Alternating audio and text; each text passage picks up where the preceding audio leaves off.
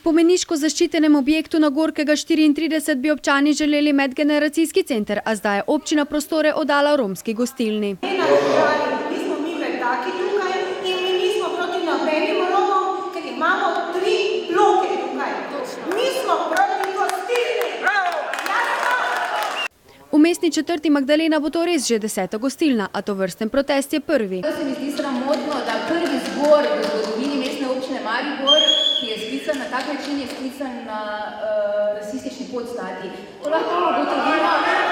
Razgrete glave so zatrjevale, da temu ni tako, a vendar. Jaz mislim, da nišče nima proti njim nič, vse skozi živimo z njimi, ne?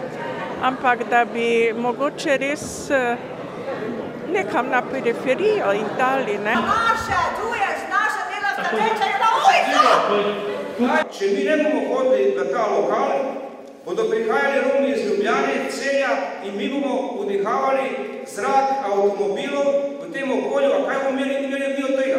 Okoli 100 občanov je naštevalo številne razloge proti gostilni, a zaradi premajhne udeležbe sklepčnosti niso dosegli. Je jasno, da smo Slovenci zelo strpni, dokler se nekdo, ki je drugačen, ne poroči z mojo hčerko ali ne gre živeti v stanovanje poleg mojega. In nekaj takega smo tudi danes slišali in ravno zaradi tega mislim, da moram vztrajati pri svoji odločitvi.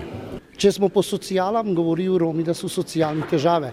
Če pa mi imamo možnosti za zaposlitev, pa sami morate ugotoviti, kak so nasprotniki. Romani Kafenala bo vrata odprla februarja, na občini pa zatrjujejo, da se bodo našli tudi prostori za želeni medgeneracijski center.